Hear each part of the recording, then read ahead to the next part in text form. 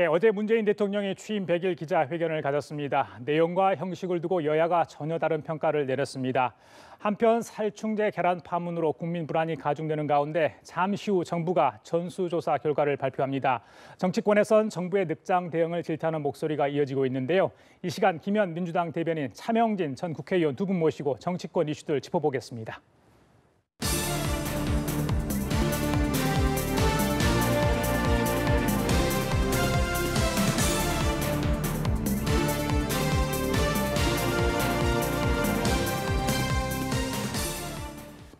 예, 어제 문재인 대통령 취임 100일 기자회견을 가졌습니다. 여러 가지 화제거리들을 낳았는데 먼저 두 분께 여쭤볼게요. 여야의 평가는 상반됐습니다. 김 대변인께는 야당 쪽 평가에 대해서 좀 말씀을 드려야 될 것 같은데 어떻게 들으셨어요? 예, 야당 쪽에서 조금 인색한 평가를 하신 것 같습니다. 인색했다. 네. 예. 대통령의 기자회견이 격식을 파괴하고 형식 없이 자유스러운 분위기에서 15분의 기자들의 질문에 솔직하고 담백하게 그다음에 국정 운영에 대한 전망을 가감 없이 말씀을 하셨는데 알맹이 없다 이렇게 평가해 주시니까 예. 아마 대통령께서도 열심히 하셨는데 예. 그다음에 언론의 분위기도 그닥 나쁜 평가가 없는데 유독 우리 자유한국당과 일부 야당에서 조금 좀 평가가 예. 인색해서 조금 섭섭합니다. 알겠습니다. 네. 여당은 소통과 개혁 의지를 충분히 드러냈다 이렇게 이제 평가를 했는데 그 부분에 대해서 좀 다시 한번 평가를 해주시죠. 예. 그래서 이제 야당에서는 예. 좀 문답식이 아니어서 좀 대통령의 생각을 좀 충분히 알 수 없는 그런 이제 단편적인 보여주기식 기자회견 아니었나 이렇게 비판을 하는데 제 개인적인 입장으로는 예. 어제 기자회견을 통해서 100일 만에 예. 우리 문재인 대통령의 전반적인 현실 인식과 그다음에 가치관 예. 이런 것들을 좀 엿볼 수 있는 그런 좋은 계기가 되었다고 생각합니다. 예. 예컨대 예. 문재인 대통령이 이제 주택은 이것은 일정하게 시세 차익이나 부의 과시용이 아니라 이건 반드시 어떤 사는 어떤 사람들이 주거 수단이다라는 나름대로의 가치관을 드러내서 이것을 지키기 위해서 앞으로도 어떤 정책이든 하겠다. 예. 무슨 정책이든 이제 주머니에서 꺼내겠다 이런 말씀을 하는 걸 제가 들으면서 예. 제가 집이 없는데 앞으로 집값이 안 오르겠다. 이런 이제 안심을 하게 되는 그런 저는 좋은 기회됐고 예. 북한에 대해서는 이제 문재인 대통령이 아직도 선의를 갖고 접근하시려는 그런 태도를 보이심으로써 앞으로 이제 남북 관계나 국제 관계가 예. 쉽지는 않겠구나. 예. 우리가 북한한테 또 한번 당할 수도 있겠구나. 예. 라는 또 우려도 들고. 예. 이래서 저는 그래서 문재인 대통령의 전반적인 현실 인식과 가치관에 대해서 나름대로 이제 읽을 수 있는 좋은 계기였다고 생각합니다. 알겠습니다. 오늘 언론들은 이제 조목조목 해당 분야에 대해서 평가를 했습니다. 물론 이제 잘못된 점 앞으로 또 기대할 수 있는 부분들에 대해서 의견도 많이 내놓는 상황이었는데 그중에 오늘 이제 한미 FTA 공동위원회 특별 회기가 22일부터 서울에 시작 열린다 이런 소식이 전했기 때문에 FTA 얘기만 잠깐 하고 가겠습니다. 문재인 대통령 어제 이제 미국과 당당히 협상에 응하겠다 이런 이야기를 했습니다. 사실은 이게 재협상이 아니냐 그런 용어부터 논란이 됐는데 저희들이 합리적인 협의 또 손해보지 않는 협상을 해야 되지 않겠습니까? 예. 네, 말씀대로 재개정이 아니고요. 일단은 좀 변화된 조건, 그다음에 세월이 지나면서 조금 들여다봐야 될 내용이 있는지 한미 간에 논의하는 구조를 만들겠다라고 하고요. 예. 화상회의를 먼저 하고 그 결과를 토대로 해서 발표문을 발표하겠다라고 이제 입장을 밝힌 것 같습니다. 예. 미국의 오버비 미 상의 부회장의 경우에는 한미 FTA 재협상 원치 않는다라고 얘기했고 저희 김현종 본부장에 대해서 굉장히 극찬을 아끼지 않았습니다. 예. 이전에 FTA할 때를 예. 상기해 볼 때 어쨌든 참여정부에서 했던 FTA와 그다음에 이명박근혜 정부를 지나면서 경과하면서 좀 살펴봐야 될 때를 살펴보고 예. 말씀대로 대통령께서 12%나 더 진행되고 있다라는 점도 예. 강조하지 않았습니까? 예. 어저께 기자회견 하실 때. 그래서 저희가 자국의 이익을 우선해서 미국과 논의를 하면서 접점을 예. 찾으면 되지 않을까 싶습니다. 네. 자칫 격식이나 형식의 문제가 있어서 협상이 잘 안 꼬일 경우에 트럼프는 워낙 이 부분에 대해서 강하게 이야기를 하고 있는 상황이어서 무역 보복은 아니더라도 조금 조심스러운 부분도 없지 않아 있습니다만. 예. 저는 제 생각에 이게 이제 이 FTA가 실제 한미 당국 간의 협상이지만 실제 그 배후에는 한미 경제 주체들이 다 있기 때문에 서로 이해관계들을 이제 다 갖고 있기 때문에 여기서 어느 나라에게 특별하게 유리하게 불리하게 그렇게 결과가 나지는 않을 거라고 생각해요. 상당히 이제 합리적으로 결론을 낼 텐데 예. 다만 이제 그 협상 결과에 대해서 아마 제가 볼 때는 예. 국내에서는 그렇게 박수를 받지 못할 거예요. 왜냐? 문재인 대통령 사실은 이 협상에 대해서 이거 불리한 협상이었다라고 단호히 반대했던 분이 아닙니까? 그렇기 때문에 문재인 대통령이 하다고 했던 조항들이 과연 개선되는지 지켜볼 것이고 예. 또한 그 아직도 FTA 협상을 그때 했던 것들을 반대하는 분들은 예. 그런 분들은 실제 김현종 당시 그 협상 부부장이 불리하게 협상했단 말이에요. 그렇기 때문에 이분이 또 다시 협상 테이블에 앉는다? 더 불리하게 하는 거 아니냐? 예, 예. 라는 또 우려감을 갖고 있다는 말씀입니다. 그래서 협상 결과가 한미 간에는 상당히 제가 볼 때는 예. 나름대로 합리적으로 예. 결정 날 것임에도 불구하고 예. 국내에서도 반응은 글쎄 제가 볼 때는 그렇게 현치 않을 것 같다라는 우려감이 듭니다. 알겠습니다. 오해 소식 없도록 좀 떳떳하게 협상에 임해야 되겠다 이런 생각을 해보고요. 자, 어제 이제 취임 100일 관련해서 문재인 대통령 지지자를 중심으로 이 포털 사이트에서 진행한 이 고마요 문재인 캠페인을 놓고 약간의 좀 뭐랄까 이거를 재밌는 싸움이 뭐 SNS상에서 좀 벌어지고 있는 것 같은데 어떤 영상인지 일단 보고 얘기를 좀 나눠보겠습니다. 예, 보여주시죠. 여러분 고맙습니다. 고마워요 문재인. 취임 100일 최고의 선물입니다. 제가 더 고맙습니다. 지난 100일 국민 여러분 덕분으로 잘 올 수 있었습니다. 앞으로 100일 그리고 더 많은 시간들도 국민 여러분과 함께 가겠습니다. 국민 여러분 감사합니다. 사랑합니다.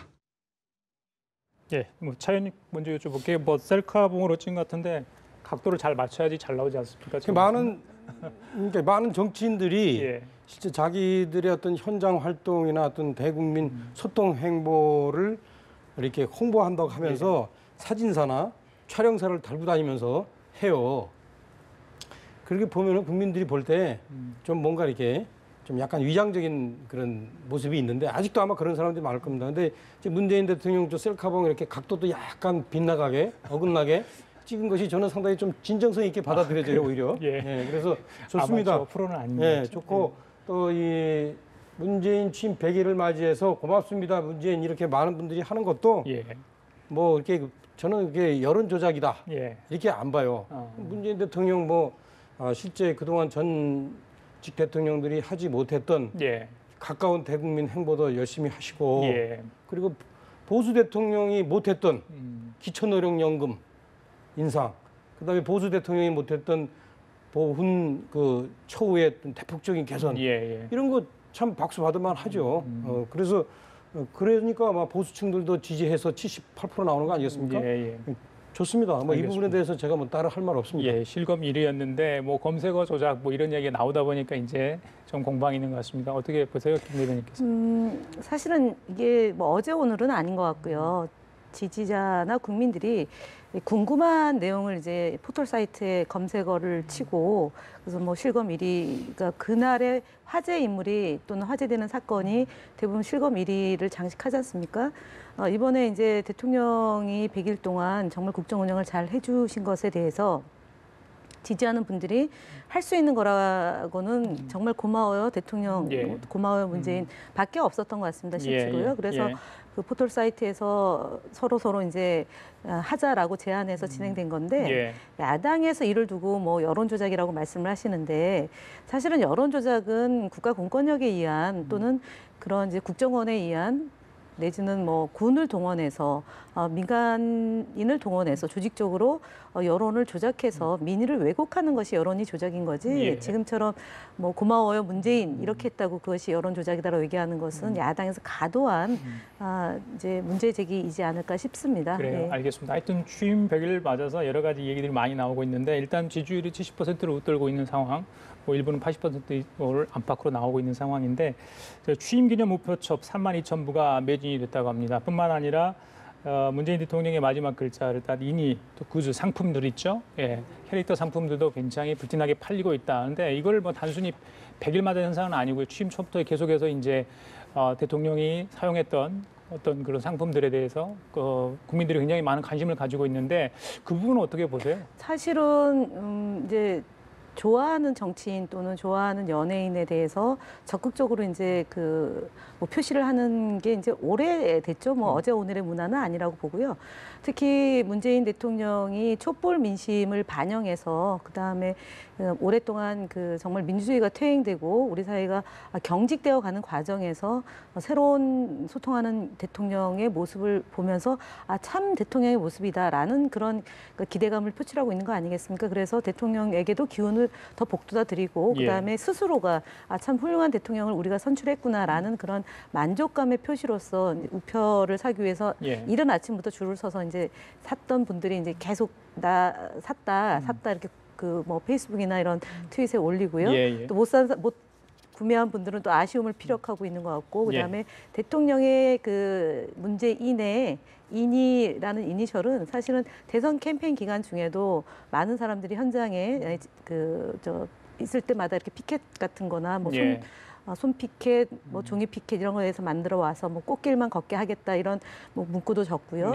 그다음에 오늘 뭐 대통령께서 이제 청와대에서 발표했지만 일문일답 형태로 소소한 얘기가 나왔는데 쏘기가 또 하나 나왔죠. 김정숙 여사님의 쏘니 이렇게 나오고 그다음에 또 우리 이낙연 총리를 연이 이렇게 해가지고 이낙연 총리가 사실은 문재인 대통령보다 연세가 좀 높은데 그렇게 부르는 게 되는지에 대해서 좀 좀 그렇지만 대통령께서 꽤 좋다 인이라는 그런 닉네임이 굉장히 마음에 든다라고 오늘 말씀하신 것 같아요. 예, 알겠습니다. 차관님 이런 정치인들 특히 이제 지도자의 어떤 이런 현상들 과거에도 있었습니까? 기억나세요? 충분히 있었죠. 예. 우리 금방 기억하잖아요. 박근혜 전 대통령은 중국에 있는 네티즌조차 러브레터를 보내가지고 박근혜 전 대통령이 페이스북에 소개한 기억 나시죠?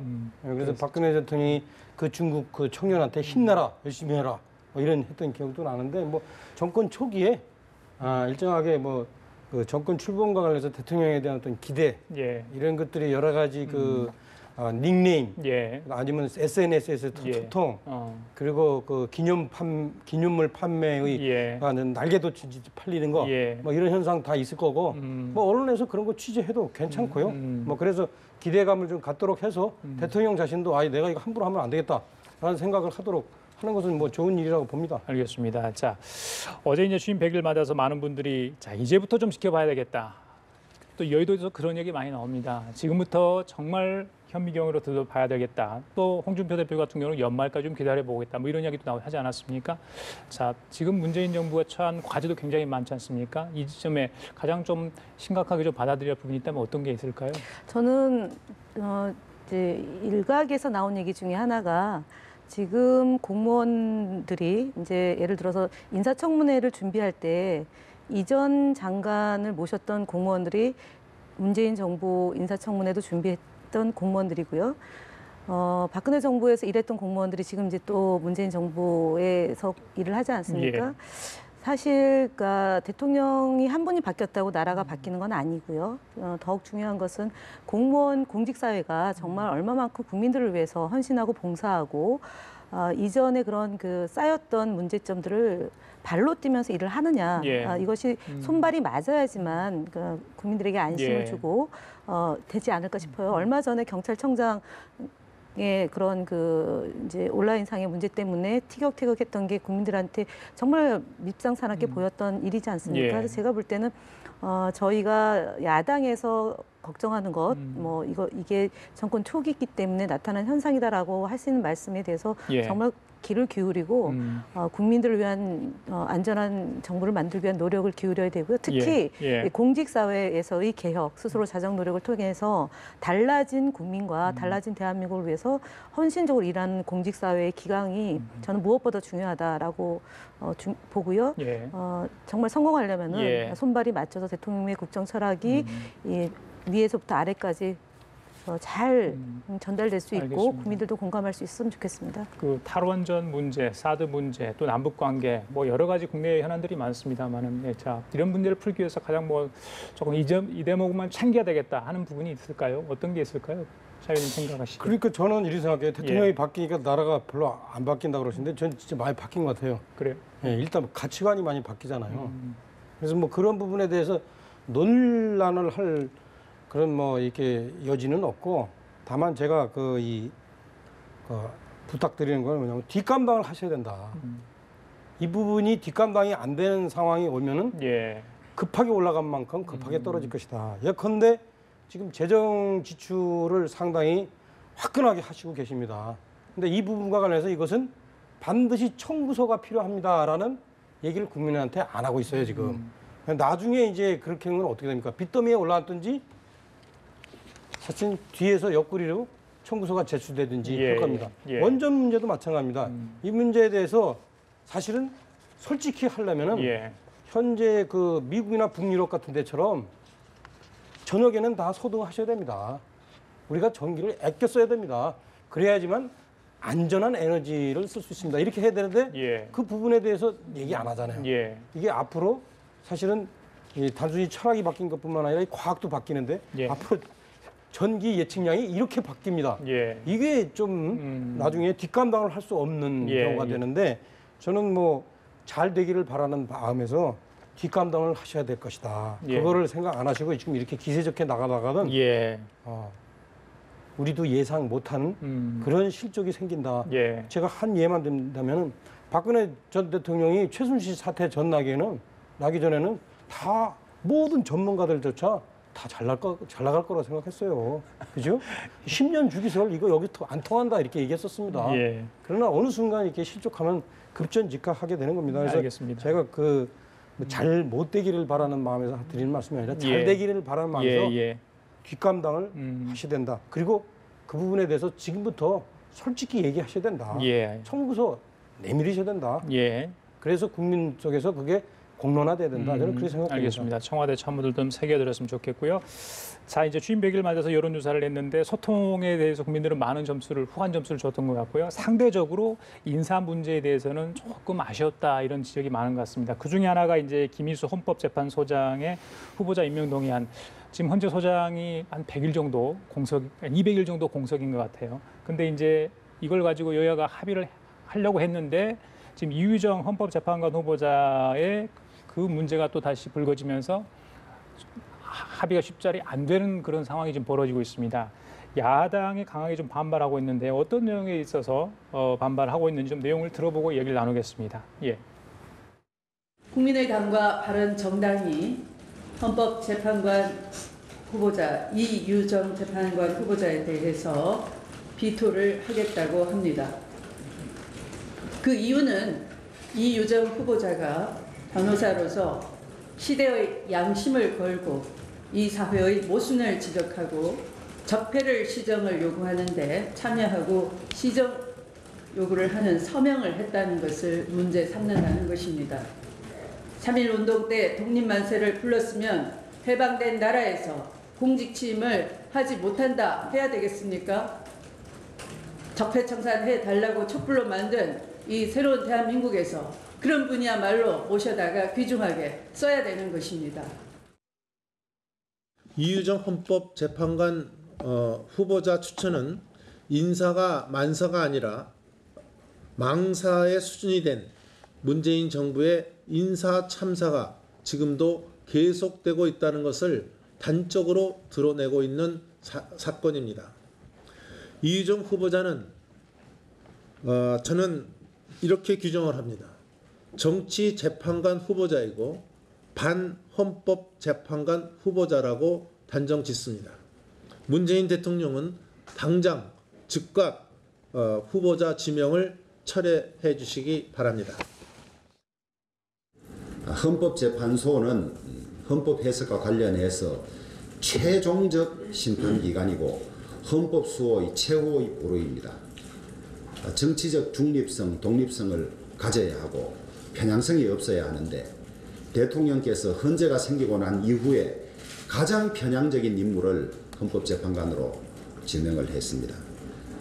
양심이 있다면 이유정 후보자가 스스로 포기를 하는 것이 맞고 대통령께서는 이것이 헌재에 대한 우리나라 전체에 대한 새로운 인사적폐를 만들어 간다는 사실을 직시하시기를 바라고 지명을 철회하기를 바랍니다.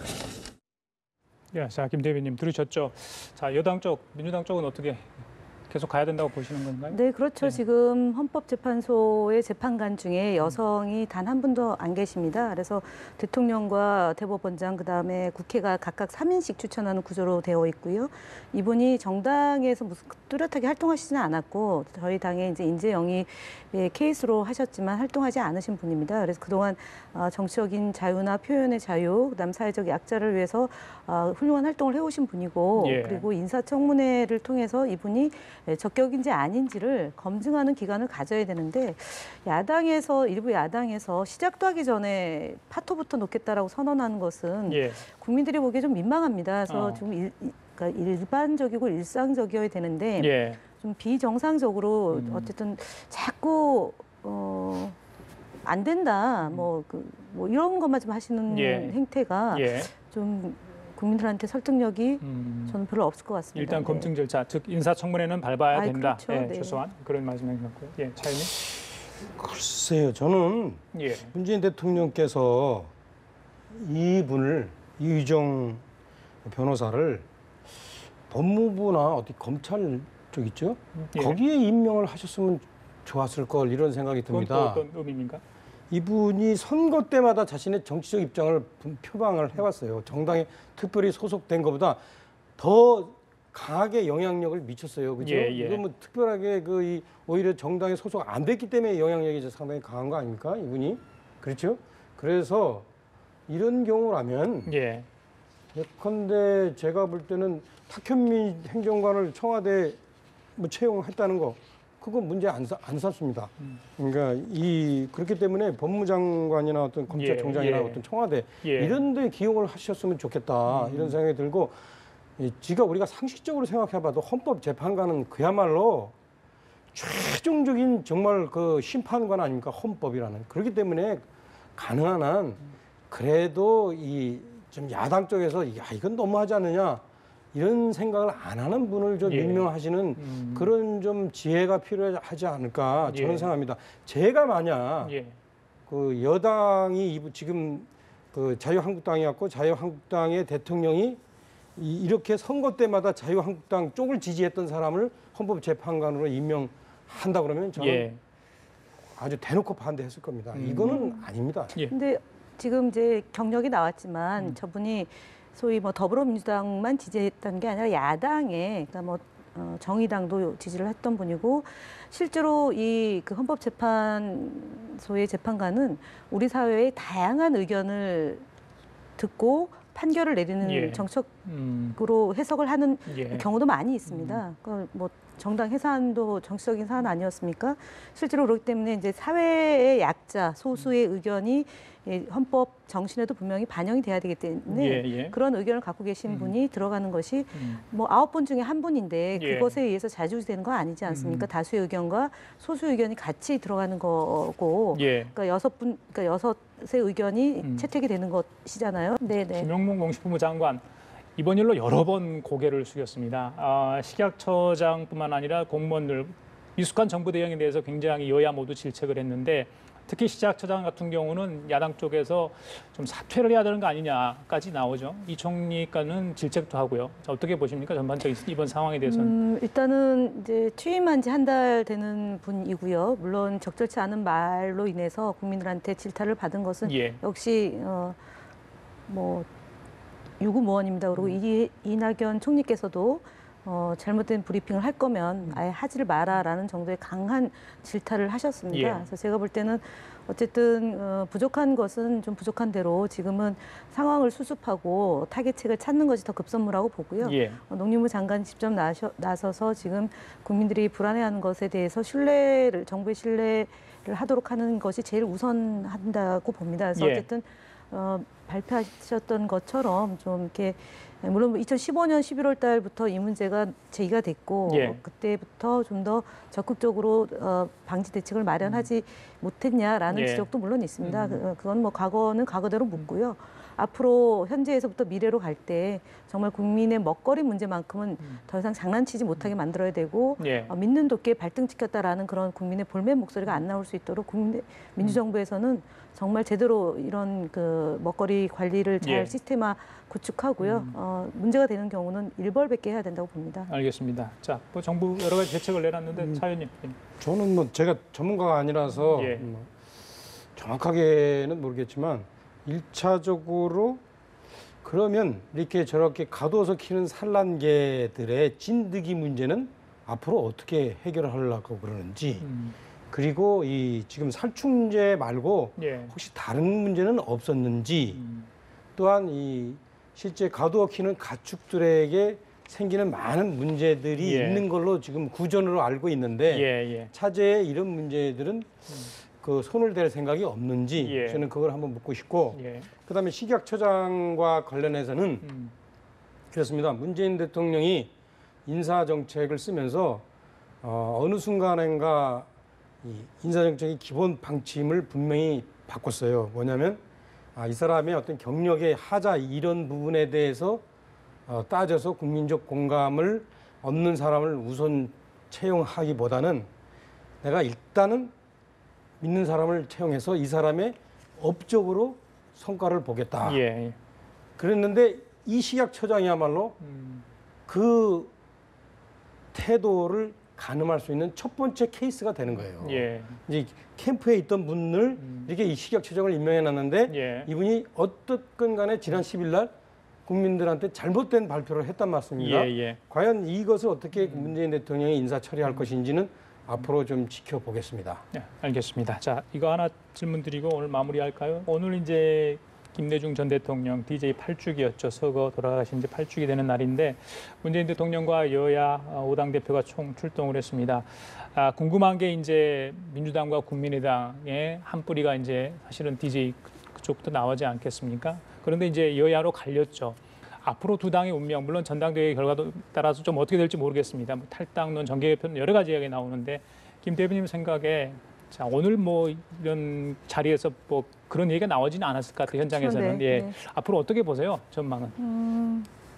그래서 뭐 국민의당이 지금 뭐 바른정당하고 연대하겠다 지방선거를 앞두고 이런 말씀도 나오고 있고 지난 대선 과정에서 물론 바른정당에서는 부인하고는 있지만 박지원 당시 선대위원장께서 그런 제안을 수차례 걸쳐서 했다라고 밝히지 않았겠습니까? 예. 저희는 뭐 특별하게 국민의당과의 뭐 연대나 뭐 연합 생각하고 있지 않기 때문에 제가 볼 때는 지금 저희 민주당하고 국민의당과의 관계에 대해서는 그닥 그렇게 신경 안 쓰셔도 될 것 같습니다. 그래요? 네. 딱 단호하게 말씀하시는데 차 의원님 어떻게 예상하세요? 저는 이제 지금 우리가 뭐 국민들이 다 알 수 있는 게 지금 호남의 DJ 적통성을 놓고 사실은 민주당과 그리고 국민의당이 경쟁하는 상황입니다. 현재로서는 이제 민주당이 사실은 이제 정권을 잡았기도 하고 여러 가지 이유에서 뭐 어떤 민주당이 사실은 그 적통성을 인정받고 있어요. 이 상황에 즈음해서 국민의당은 좀 더 지혜롭게 좀 더 어떤 그 단호하게 결정을 해야 돼요. 자기들은 어떻게 해서 그 이 DJ를 개선하겠다라는 부분, 자기들만의 어떤 DJ에 대한 해석 예. 이런 부분을 좀 내놔야 되는데 예컨대 DJ가 햇볕 정책을 했지만 그 햇볕 정책 발표 이후 유엔에 가가지고 북한이 우리를 속이면은 우리 햇볕 정책을 폐기할 수도 있다 이런 발언을 했어요. 그리고 대중경제론을 주창했지만 DJ가 사실은 그 정권을 잡자마자 사실은 다국적 자본한테 가장 적극적으로 개방을 했단 말씀입니다. 예. 이런 식의 어떤 DJ에 대한 나름대로 독창적이고 주도적인 해석을 통해서 예. 이 호남 그 지지자들이 자기들한테 올 때를 기다려야 되는데 지금은 이 압도적인 민주당 지지에 놀래가지고 자신들의 어떤 정체성 없이 왔다 갔다 하고 있어요. 그러면은 절대 이 경쟁에서 이길 수 없죠. 네, 알겠습니다. 자, 오늘 말씀 여기까지 듣도록 하겠습니다. 자, 지금까지 김현 민주당 대변인, 차명진 전 국회의원 두 분과 함께 얘기 나눠봤습니다. 말씀 감사합니다. 네, 감사합니다.